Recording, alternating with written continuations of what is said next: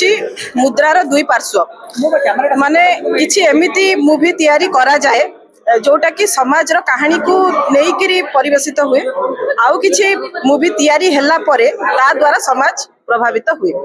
तो पसापाली रे राजनैतिक अतीत अच्छी, राजनैतिक वर्तमान अच्छी एवं राजनैतिक भविष्य मध्य रही एवं एथिरे श्रीमयी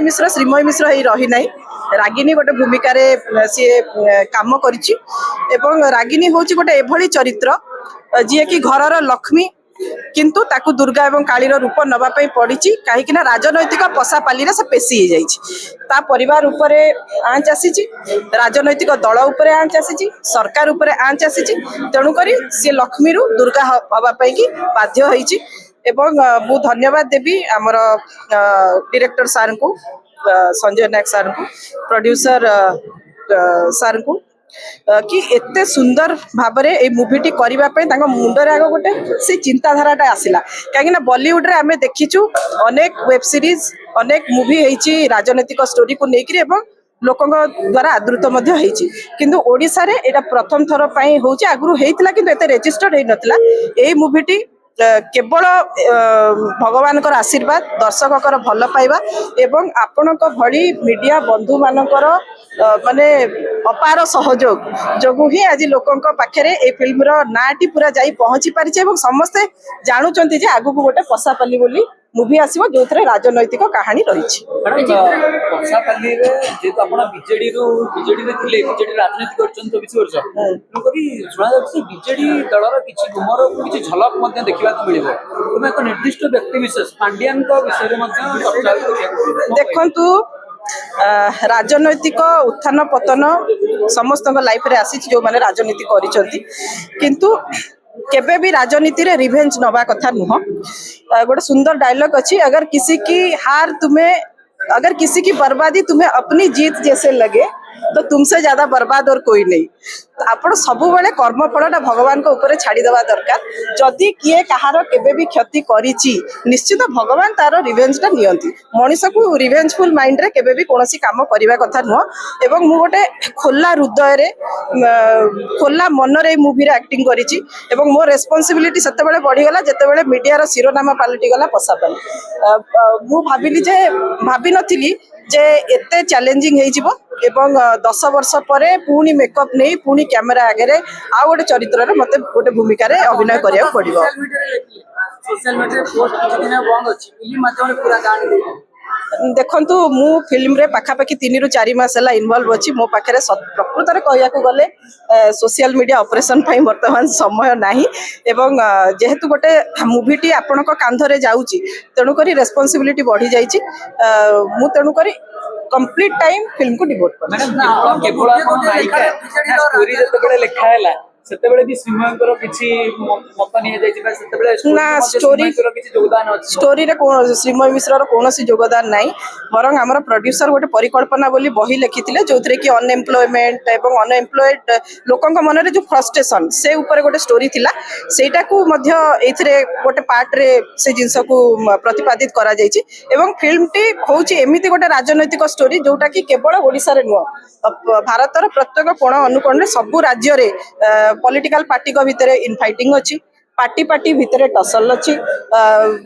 माने सरकार कर विभिन्न डिपार्टमेंट भितर कोऑर्डिनेशन रो अभाव अच्छी सब राज्य रे एटा हुए पंचायत स्तर रे हो बा राज्य स्तर रे हो तेणु करी एटा गोटे जनरलाइज वर्जन ने करा जायछि मूवीटी एवं मु भाबीबी जे जदी एई मूवी रो रील्स जते बेले जाउची सोशल मीडिया रे यूथ माने बहुत इन्वॉल्व होचंदी बहुत व्यूज जाउची तो मु भाबुची बोधे हमर ओडिसा रो यूथ को एवं ओडिसा रो ऑडियंस को टिके नुआ वर्जन नो मूवी दरकार। बहुत देखि देलेनी आध्यात्मिक स्टोरी बहुत देखि देलेनी एक्शन बहुत देखि देलेनी रोमांस वर्तमान जुग आसी जायछि रियलिस्टिक खबर वर्तमान जुग आसी जायछि डे टू डे हैपनिंग को दर्शक का पाखु को आनिबार एवं किछि थ्रिलर आउ राजनैतिक स्टोरी आनिबार सिनेमा होची समाज रे दरकार आपण जेमति कहथले अनेक गुडी प्रेजेंट जिंस को देखिबा को मिलिबो एबे अनेक किछि कथा आसुची ए सिनेमा माध्यम रे कोन देखिया पई चाहचंदी जेमति कि छात्र राजनीति कथा को सब जिंस अछि आज्ञा एतरे गोटे मूवमेंट अछि मूवी रे ମୁଁ ଭାବୁଛି ଏଇଟା ଗୋଟେ କାଳ୍ପନିକ ଷ୍ଟୋରି କୌଣସି ରାଜନୈତିକ ଦଳ ଏଟାକୁ ତା ହୃଦୟକୁ ନବା କଥା ନୁହଁ କିନ୍ତୁ ଯେମିତି ରାଜ୍ୟରେ ହଉ ବା ଦେଶରେ ହଉ ବିଭିନ୍ନ ଜାଗାରେ ମୁଭମେଣ୍ଟ ରହୁଛି ବିଭିନ୍ନ ଲୋକଙ୍କର ସ୍ୱର ଶାଣିତ ହଉଛି ସେ ସବୁ ଜିନିଷ ଏଇ ମୁଭିରେ ଆପଣ ଦେଖିବା ପାଇଁ ପାଇବେ ଏବଂ ମୋର 2 ଜଣ କୋ ଆର୍ଟିଷ୍ଟ ରାଜ ରାଜେଶ ଆଉ ପୂନମ ସେମାନେ ବହୁତ ଭଲ ଭାବରେ ସେମାନେ ଯେହେତୁ ରାଜନୈତିକ ସଂଶ୍ଳିଷ୍ଟ ନୁହନ୍ତି ବା ରାଜନୈତିକ ମୁଭି କରିନଥିଲେ ତଥାପି ସେମାନେ ମୋ ସହିତ ତାଳରେ ତାଳ ମିଶାଇ ବହୁତ ସୁନ୍ଦର ଆକ୍ଟିଂ କରିଛନ୍ତି ହଁ ହଁ ମୁଁ ମୋ ଚରିତ୍ରକୁ ନେଇକି ଆଉ ଆଶାବାଦୀ ନୁହଁ ସବୁ ଛାଡ଼ି ଦେଇଛି ଭଗବାନଙ୍କ ଉପରେ ଏବଂ ଅଡିଏନ୍ସଙ୍କର ଭଲ ପାଇବା ଉପରେ ଯଦି ସେମାନେ ଭଲ ପାଇବା ଦେଲେ ସେଟା ବି ଆକ୍ସେପ୍ଟ କରିବି ତାଳି ଦେଲେ ବି ଆକ୍ସେପ୍ଟ କରିବି ଗାଳି ଦେଲେ ବି ଆକ୍ସେପ୍ଟ କରିବି ଏବେର ଯେହେତୁ ଚର୍ଚ୍ଚିତ ସବୁ ଜେନଜି ମାନଙ୍କ ପାଇଁ ହଉଛି ଛାତ୍ର ରାଜନୀତି ତାର କୌଣସି ଆମେ ପରିପାଟି ଦେଖିବା ହଁ ନିଶ୍ଚିତ ନିଶ୍ଚିତ ଆପଣ ଏଥିରେ ଅନଏମ୍ପ୍ଲଏଡ ଛାତ୍ର ମାନଙ୍କର କେମିତି ଫ୍ରଷ୍ଟ୍ରେସନ ରହୁଛି ସେ ସବୁ ଜିନିଷ ବି ଦେଖିପାରିବେ ମାନେ ସମସ୍ତେ ରାଜନେତାରୁ ଆପଣ ଅଭିନେତା କିନ୍ତୁ ଆପଣ ଅଭିନେତା ଦୁନିଆ ଛାଡିକି ରାଜନୀତିକୁ ବସିଥିଲେ ଏବଂ ଯେତେବେଳେ ଆପଣ ବେଶ ଚର୍ଚ୍ଚାରେ ଥିଲେ ସେଇ ସମୟରେ ଆପଣ ଚାହିଁଥିଲେ ଆଉ ବି କୋଉ ପାର୍ଟିକୁ ଯାଇପାରିଥିଲେ ଆଉ ଥରେ ରାଜନୀତିର ପରିବେଶକୁ ବଢେଇ ପାରିଥିଲେ କିନ୍ତୁ ହଠାତ୍ ଆପଣ ଅଭିନୟ ଦୁନିଆକୁ ଫେରି ଆସିଲେ ଆ ପଛରେ ଆଉ କିଛି କାରଣ ଅଛି ନା ପୁଣି ଥରେ ସେଇ ବାସ୍ତବତାକୁ ଫେରିବାକୁ ଚାହିଁଲେ ଯୋଉଠୁ ଆପଣ ପରିଚୟ ପାଇଥିଲେ ଦେଖନ୍ତୁ ଏଇଟା ଗୋଟେ ଭୁଲ ଧାରଣା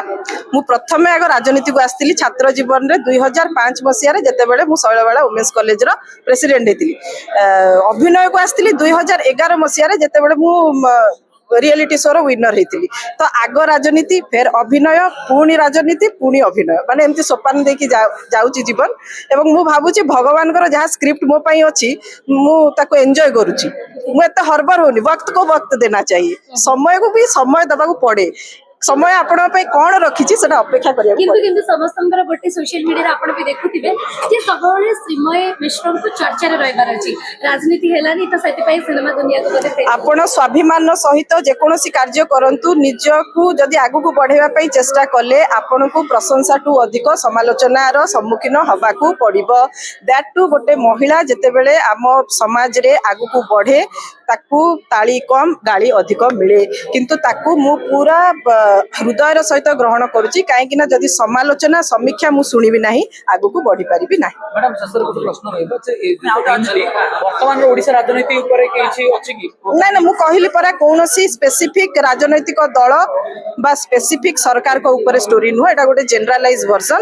ଆଉ ଏଥିରେ ବିଭିନ୍ନ ପ୍ରକାର ଛୁକ ରହିଛି ସିନେମା ଇଣ୍ଡଷ୍ଟ୍ରି ପାଇଁ ଏ ସିନେମା ଗୋଟେ ପରିବର୍ତ୍ତନର ଧାରା ଆଣିବ ସିନେମା ଇଣ୍ଡଷ୍ଟ୍ରିକୁ ଏଟା ଗୋଟେ ମେସେଜ ଦଉଛି ଯେ ବହୁତ ହେଇଗଲା ରୋମାନ୍ସ ନାଚ ଗୀତ ଚାଲ କିଛି ନୂଆ କରିବା ରାଜନୀତିକୁ ନେଇକିରି ଫିଲ୍ମ କରିବା